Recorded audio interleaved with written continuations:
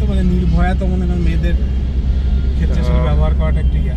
আচ্ছা, আমরা আলহামদুলিল্লাহ মাওয়া এক্সপ্রেসওয়েতে উঠে গিয়েছি। এখান থেকে মাওয়া এক্সপ্রেসওয়ে শুরু। হানি প্লাজাতে টোল দেওয়ার পরে জিহান ভাই, আহনাফ তাসওয়ার জিহান ভাই নিয়ে আসছেন।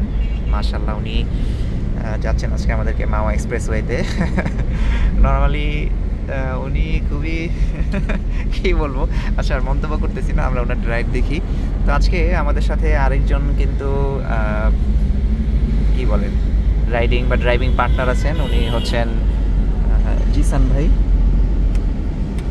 জিসান ভাইকে একটু দেখাই। জিসান ভাই আমাদের সাথে জয়েন করেছেন আজকে এই রাইডে। তো আহনাফ তাসওয়ার জিহান ভাই, আপনার কেমন লাগতেছে এই অবস্থা জিজ্ঞাসা করবো? আলহামদুলিল্লাহ ভালো লাগছে, অন্তত আসলে নিজে যে পারছি এটা মনে হচ্ছে। তো আপাতত আসলে এই কথাটাই বলবো, বেশি কথা বলবো না যেহেতু রাইড। আচ্ছা, বাকিটা ভিডিওতে তো মাওয়া এক্সপ্রেসে মোটামুটি মোস্ট ডেঞ্জারাস রোড বলে অনেকেই, যদি আসল ব্যাপারটা ওইরকম কিছু না। এমন ফাঁকা বা এই রোডগুলো তো আসলে বাংলাদেশে খুব একটা অ্যাভেলেবেল না। তো যারা আসে সবাই তো জ্যামেই চালিয়ে অভ্যস্ত।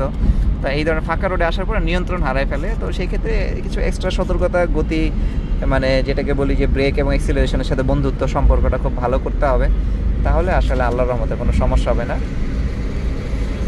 এবং মাওয়া এক্সপ্রেসওয়েতে এই জাতীয় যেই কানেক্টিং রোডগুলো থাকে, যেখান থেকে সংযোগ সড়কের এই বা পাশের যে রোডগুলো, এখান থেকে গাড়ি বা টেসলা গাড়িগুলো আছে, আপনার সিএনজি বলতেছি যেগুলো, এগুলো হুটহাট করে উঠে যায়। তো এই জায়গাগুলোতে আমাদের একটু বিশেষ সতর্কতার সাথে দেখতে হবে, নজরদারি করতে হবে যেন কোনো ধরনের প্রবলেম না। আচ্ছা, ওই পাশে আজকে মাশাআল্লাহ তো হেভি জ্যাম দেখা যায়। আমাদের ওইখান থেকে একটু রাত করেই ব্যাক করবো জিপিএস দেখে, কারণ এই জ্যামে পড়া যাবে না। আজকে আমরা যেহেতু একটু ফুয়েল সংকটের মধ্যে আছি।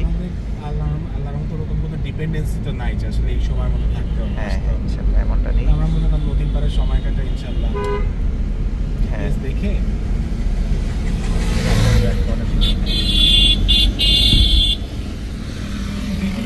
জীবনে কত টোল দিলাম, আল্লাহ জানে কার সেই টাকায় কাদের কাছে গেছে। ওই টাকা নির্ঘাত এখন হয়